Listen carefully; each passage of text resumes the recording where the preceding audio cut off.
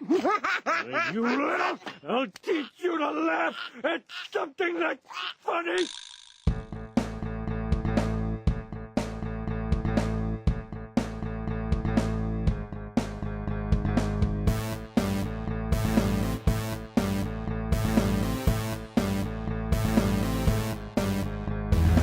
You're listening to TV Ate My Dinner. This is episode 3 for Saturday, August 4th. My name is Sean, and I'm sitting here with Brooks. Hi. Well, we're not actually sitting with me. Well, we're not together or anything, but I mean, we're doing a show together, and that's all I was getting at. Yes, but metaphorically sitting with me. Yeah, we're together in spirit. And who is not sitting with us tonight? Who's out of our spirit is Greg again. Yes, Greg is not with us. He actually has a reason, an excuse for the loyal fans that I'm sure are out there clamoring to know why. For you Greg lovers. Yeah, Greg just bought a new house, and I actually haven't heard from him since he's moved into this house or started working on it. So after last week's horror episode, I've got my suspicions now. I'm kind of wondering if maybe he didn't walk into a closet and never come out or something. Yeah, something happened buying the new home, because that's the ultimate story. He got a good deal on the house, so there might be some kind of Amityville connection here. Exactly. Something horrible happened there. I think we're going to call Greg fans Starkies. Yeah, I like that. That's going to be the new nomenclature for the Greg enthusiast, the Starkey. But we will muddle on without Greg while he's settling his home issues or possibly getting brutally killed. The show must go on. So we had a couple of movies that we'd seen. You've seen the only summer blockbuster I think I haven't seen, which is the Simpsons movie. Right. It's kind of weird to think of that as being a summer blockbuster, but yes. Well, time will tell. Well, it was crowded on a Sunday night, so it is a much promoted film. I know I'm not sitting around saying, now when you say the Simpsons movie, I'm not sure I've heard of this. Yeah. Yeah, I saw it last night, and I don't want to give away a lot of spoilers for those of you that haven't seen it, like Sean, who claims he watches movies. After 17 seasons of The Simpsons, I'm really worried that you're going to reveal something that I wouldn't have expected in the Simpsons movie. Homer's gay, for one thing. Awesome. You didn't see that? No, that's not true. With Bart. That's the little twist we put on it. I will say that it was better than I thought it would be. I went in with pretty low expectations, though. I went in thinking, well, this is, whenever you see a TV comedy kind of show turn into a movie, it's always just a long episode of the show that has nothing in it that you couldn't see in the show. And that was true to this formula as well. It was kind of like a long episode of The Simpsons, and there wasn't anything movie-like epic about it, really, that could have happened in a regular episode. One thing that they did do, which kind of surprised me, is they really did earn that PG-13 rating. There were several adult-oriented kind of scenes in it that were kind of surprising because you just don't expect to see that, from The Simpsons. But they were funny. They were well handled. They weren't done gratuitously or anything. I would think The Simpsons is somewhat PG-13 on TV, though. Really? Like, that's what... I mean, they don't go as far as, say, like Family Guy is probably the rated R show, because they'll go over the top to sort of, like, to be, I don't know, to get people's attention where The Simpsons doesn't have to. But I think there's a lot of innuendo and stuff in The Simpsons. I mean, Bart with a French fry doodle isn't necessarily what I would consider more than what they do on the TV show. Well, they do more than just the French fry gag in the movie with Bart. You'll see. I don't want to give that away, but... That would be the him and Homer relationship. Exactly. Starts with strangling for a reason, Yeah, That's well, this autoerotic asphyxiation, something like that. Exactly. But what can I say? Who hasn't strangled a small boy? A little bit of language in the movie. There's a part where Homer flips birds off at everybody, which was really funny and not the kind of thing you see coming. But it was funny. It wasn't what my complaint about it, I would say, is that one of the things that I love about Simpsons, and I'm a big Simpsons buff, for those of you that don't know, I'm a big Simpsons fan, is that the movie doesn't really show much of the citizens of Springfield. They make cameos, they're there, but none of them are really important to the plot, you know what I mean? They're just kind of there. concentrates mostly on, Homer and Marge and so forth, which is fine. But I wish that they could have gotten more screen time and not just been there just to be there. You know what I mean? I think what scares me about the Simpsons movie, besides the fact that I think it's way too late, like the Simpsons, I don't think as a show that was groundbreaking, I don't think they're like relevant really anymore. So I get worried about that. But I think of like the Beavis and Butthead when they did a movie where it was like, it was funny, but when you take these characters and you try to think of 90 minutes of a story, like they tried to think of a long story to put them in, and it was kind of embarrassing. Yeah, well, it worked pretty well, I think, for that. Like I said, it exceeded my expectations. I had low expectations, but it was actually funny. I actually found myself laughing, out loud, which I haven't done in a theater in a very long time. That's good. It started, that's your box endorsement. Yeah. Much better than nothing. Well, we were in the theater with it was actually kind of sad. I turned around and looked behind me, and it was like 90% fat dudes. And no kids, no women. Worst movie ever. A whole bunch of comic book guys, yeah. But it started off, and it starts off with an itchy and scratchy thing, of course. And that part isn't funny, really. The itchy and scratchy stuff's never been funny to me. It's just like, ooh, how gross, how gory. But those dudes were just rolling at every stupid little thing Itchy and Scratchy were doing, and I was from the get-go going, oh, this is going to suck, because it's not going to be that funny, but everyone's going to laugh like it is. I hate when I'm in a theater and it's not funny, but the people there are such uber fans that they will laugh at anything. Kevin Smith movies are always bad about that. I'm really glad that you brought that up, because I was refraining, but it really did remind me of when I went to see Clerks 2. And it was totally that situation where, we were in college when Clerks first came out. When we first started going to college, that's when the first Clerks came out. And so Kevin Smith was really big when we were in college, and we were that same age as the age group that he was in and the age group that he was targeting. But when I went to see Clerks 2 in the theater, I didn't expect it to be very good, and it really wasn't very good. It had some moments, but the thing that I noticed the most was there were kids like 10 years younger than me were in there, and they were just laughing their asses off about it. Like, it was so funny. I'm like, he's still targeting the same market now that he targeted when I was in that market. Personally, I did not think Clerks 2 was funny at all.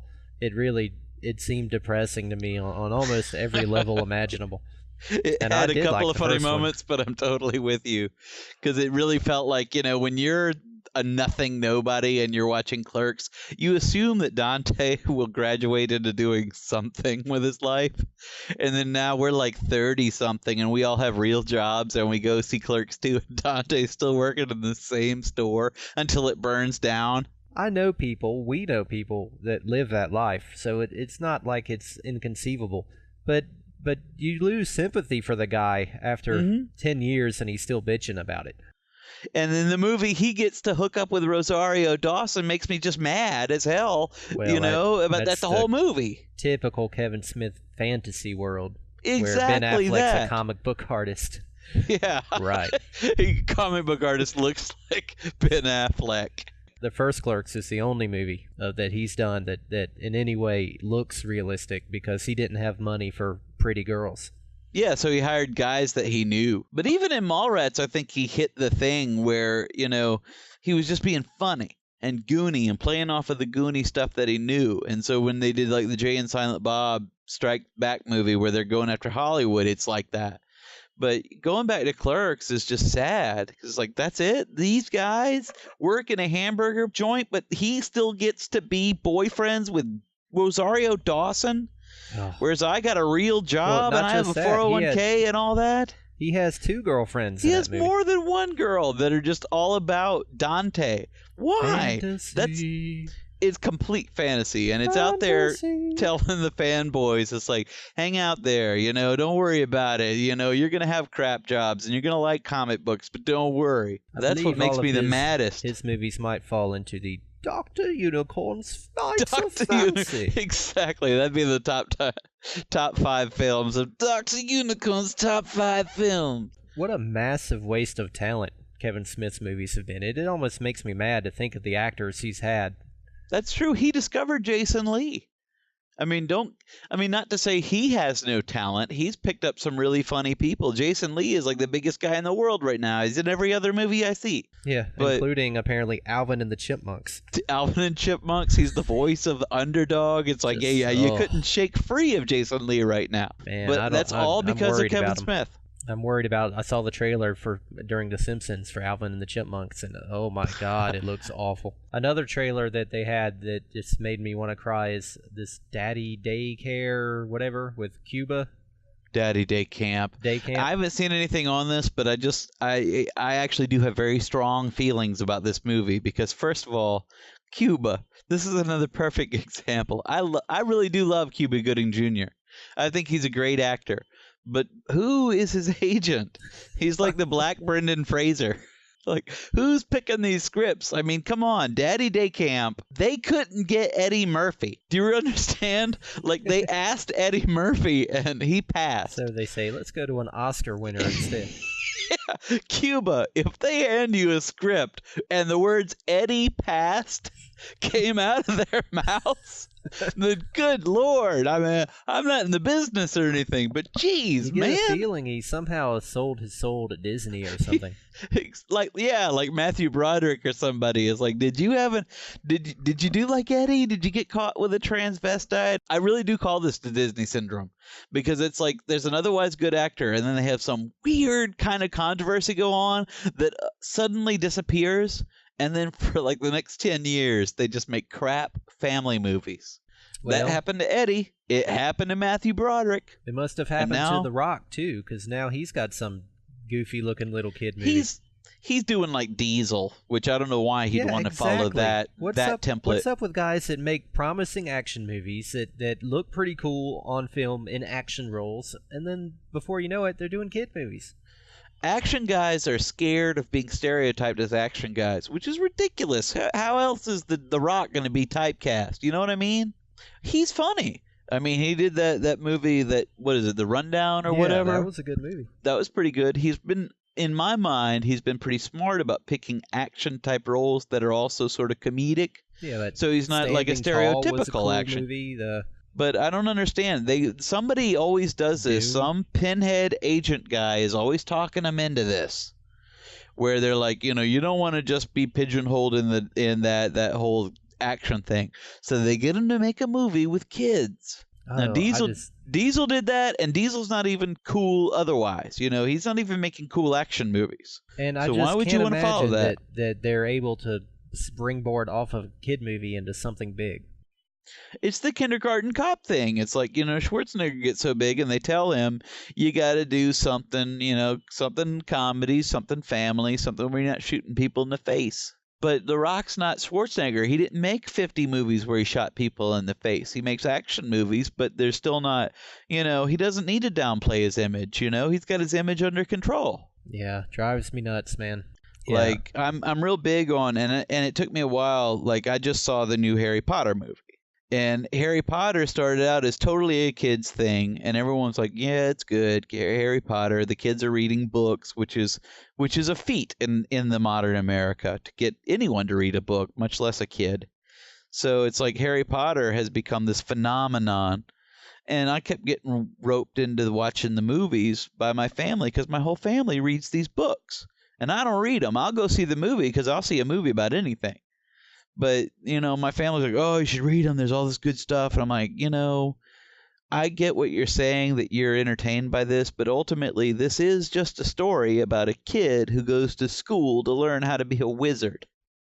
So I don't care how you paint it up. This is not Moby Dick. And so the movies are like that to me. And I enjoy them, but I've always had a problem. I think this last one I went to see as a testament to Harry Potter was the first movie I went to see where I wasn't dragged there by somebody else. I went to see the newest Harry Potter because I wanted to see it. And that was because the story has finally gotten to a place where it's about the story. Every Harry Potter movie, I won't say the books because I haven't read them, but every Harry Potter movie has been about Harry goes to school. It's a regular year at school. Yet, as an interesting side note to Harry learning all these weird things about magic, there's some evil magician trying to come back from the dead to murder him. And that's been sort of like just the subplot of every Harry, like, oh yeah, the evil Dark Lord is coming for you, Harry. But anyway, about this other thing. And that's like 4 movies have been about that. Like, you got to find the Sorcerer's Stone, or someone open the Chamber of Spirits, or dude escape from so-and-so. Or the last one was like, you're in some kind of Olympics to get like a magical goblet. Yeah. And they all turn out to be something that's designed to kill Harry that no one else noticed. And they all make me so mad. This is the first movie that takes up exactly where the last one left off, where, Voldemort comes back and the story begins. And it's all about and we take up from there. And it's all about, what do we do to fight this guy? It's the first movie where they're serious about that. And to me, it's like, okay, so if there's 2 more after that, because there's 7 books. And so if there's 2 more movies that are just about what do we do to fight this evil thing, then I'm going to be totally cool with these movies. But it took us 4 movies. This is the 5th movie. It took us 4 to get to that, where it's not just like, oh yeah, and this guy's trying to kill you. Here's my thing about I don't understand about Harry Potter. If we actually have some fans out there listening who are big Harry Potheads, as I like to call them. Yeah, the potheads, as we say. Please feel free to email us at feedback@tv8mydinner.com and explain to me some of these things that I'm curious about. Like, for example, set us straight. Just as a broad, in the universe of Harry Potter as it exists, subplots aside, he goes to school to learn to be a wizard. What do wizards do in this universe except for work at that school? We never see any. There is a ministry, apparently, because you see people from the ministry. But what you don't see is what wizards actually do. Who are the professional when wizards they're out done there? With the school? What do they do in the real world? What is Harry's future as a wizard? Unless he teaches at Hogwarts. Because that's absolutely true. That's all you see. And also, how come if Voldemort, what's his name? Voldemort. Is the guy. Yeah, the potheads are going to have a field day with you. What if he's after Harry, like, full-time, wants to murder him? We don't even really know why in the movies. In the books, I guess, maybe they tell you. But he killed his parents for no apparent reason. Do they tell you why he did it? They have not yet. There's a back history, I guess, there that is yet to be revealed, because they keep slowly peeling the veil. Well, at any rate, but all we know for sure after 4 movies is that the reason he couldn't kill Harry was because of the strength of his parents' love. Yeah. Well, that's nice. So far, you got that to fall back on, kid. It's the strongest magic of all. Well, he's trying to kill Harry full-time every school year, but apparently during the summer when Harry goes back to stay with his uncle or not whatever, interested. No, so we all just call it time out. During the summers, because school's not in session. You can't have, evil plots happening when school's not in session. Well, Voldemort may be a dead evil wizard, but he needs a vacation too. Well, he's pale. He certainly isn't getting into a lot of sun. If Voldemort is really trying to kill Harry, it seems to me that Harry is at his weakest when he's at his uncle and aunt's house, not when he's in the school full of wizard teachers. I'll give them this in the 5th movie. In the 5th movie, Harry finally does get attacked by awful magical things during the summer break. Oh, okay. That's another thing that the movies finally do. Because Voldemort bothers me in a lot of ways. Like, first of all, everyone is scared, beyond belief of Voldemort. They won't even say his name. They're so scared of him. But in the context of the Harry Potter films, Voldemort's number one nemesis is a 12-year-old. He cannot get over on this kid. When it comes down to it, like this, I'll say this for this movie also. This movie has the only time where he's got, first of all, Harry seems to know something and is trying to teach the other kids how to defend themselves because he has so many times. And the other wizards, like, actually seem to fight. Like, the grown-up wizards actually fight in this new movie. Which is like, finally, because it's like, okay, let's say on the one end of the spectrum there's Voldemort, who is so scary no one can say his name, but he has yet to foil an 11-year-old who hardly even knows what's happening. On the other end of the spectrum, there's Dumbledore, who is like the good wizard, and he teaches everybody, and he's the ultimate champion of good, but he has to have this 12-year-old to fight his battles for him. Like, what is going on? This is the ultimate kid fantasy, but in the context of a grown-up world, doesn't make a whole lot of sense. Like, why is it? Well, Like, if you were Dumbledore and you knew that Harry was in constant danger, wouldn't you be around more? He like comes around at the end of every story to tell him some kind of, oh yeah, you know, the good magic, blah blah blah, and bye, and then he leaves. It's not a good moment for Harry. So the movie was good though. I should check it out. No, I enjoyed it a lot. I'm not bagging, like, for all you potheads out there, I'm not bagging the Harry Potter, but I'm talking from that perspective. I haven't read the books. This is, to me, the first movie that finally got going. Like, okay, finally, because, you know, the last movie started out, Voldemort is back, he kills somebody. You know, it's not like sort of a hinty hint sort of thing. It's real now. So we don't start this movie with just another year at Hogwarts. The movie starts with, like, Harry is scared, things attack him, bad things happen. Like, it starts exactly where the last one left off, and they end up having to fight. Like, they're starting a whole, like, they're building an army to fight Voldemort. And Dumbledore's people are off doing the same thing, like, are out in the world trying to recruit the giants and all these other mythical creatures to build an army. It's like, finally, you know, what took so long? You couldn't have this army ready for the time Voldemort comes back? He basically makes some half-hearted effort in every movie to come back and kill Harry. So you could have had this army ready to go a lot sooner, in my opinion, Dumbledore. I blame you. You're the grown-up. Harry obviously doesn't know what's going on. As a 14 to 18-year-old, as he's portrayed in the films, he's doing great. I would like to go see it. I really recommend it for the non-Potter fan, because this is the movie to me that's the payoff. For those of us who aren't big Harry Potter fans, and you had to sit through all those other movies as prelude, this is the movie where you're finally like, good, why didn't they just do this to start with? All this talk about gnomes and stuff.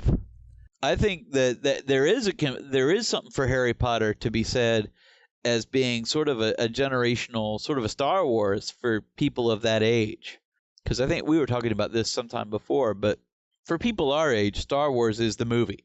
And if you talk to someone who's not our age, if they're too young or a little older, especially if they're younger, they don't get why Star Wars is important. They might like it, they might enjoy the movie. If they watched it, they more than likely may not have even seen it. But they don't get why it's important.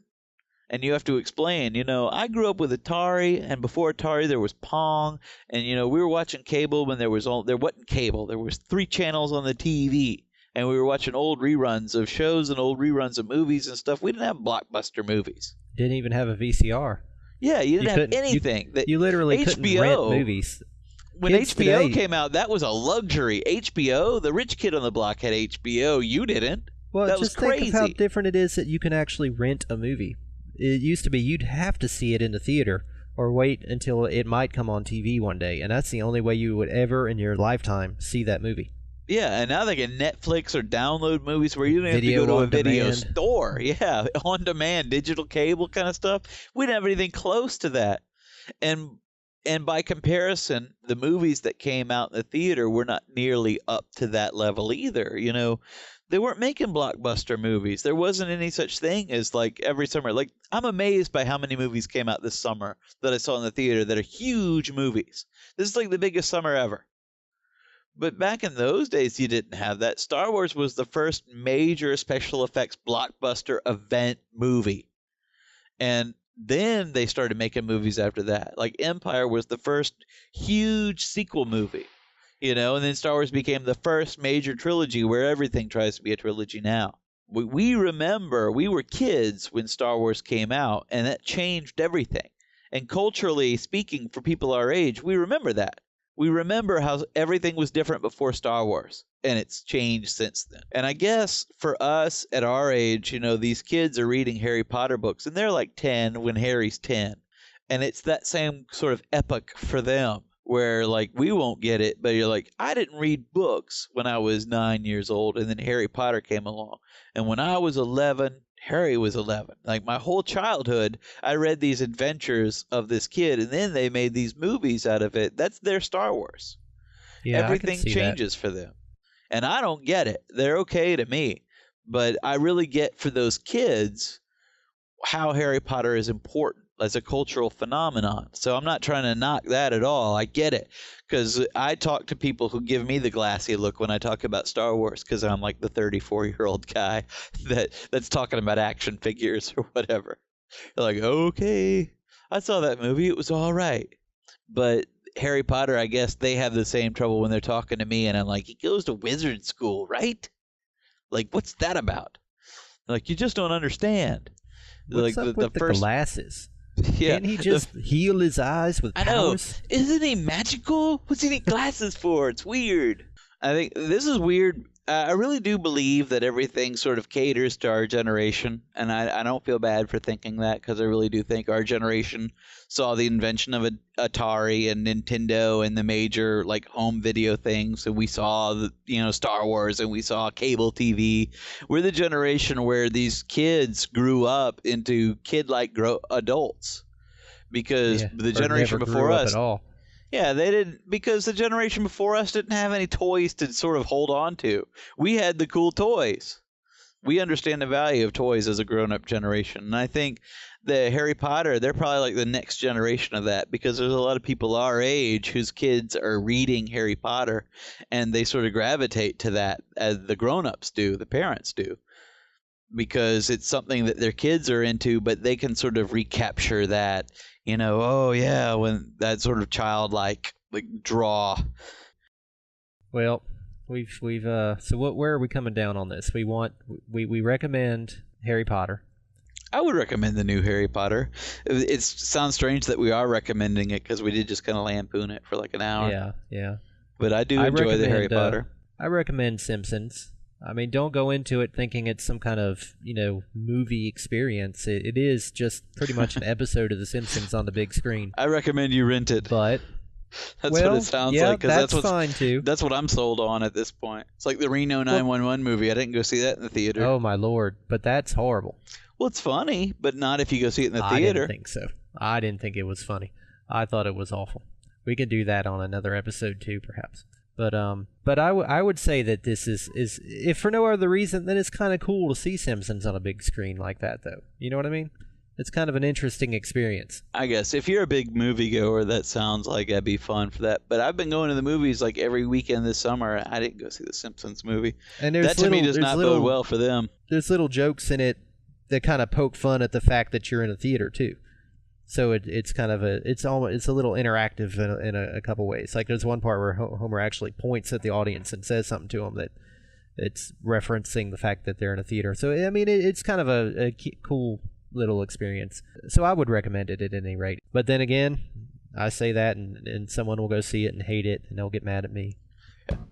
Demand their $20 feedback at TV Ate My Dinner for you haters. Yes. Feedback also, check out TV8MyDinner.com. TV8MyDinner.com for past episodes and for all your future episodes. We're now on iTunes. You can search for us there. That's true. I don't think you can find us by accident, but you can search for us through iTunes. Yeah. Check out darkcrazy.com. That's Sean's publishing site. If you have something you would like to get published, he has a print mag. He has the online site. Get with him. What's it? Feedback at darkcrazy.com. Is that the address? Sure. If they want to do submissions. On that. If you've got some artwork or something. And next week, we hope to have Greg back. If not, if he hasn't been swallowed by his house. Yeah. If not, who knows? We'll do zombies or something. Yeah. Some other horror movie thing. I did see some movies this week that we didn't even get to talk about, so maybe I'll save that. All right. Well, so that's we'll good. See you next week. Thanks for listening.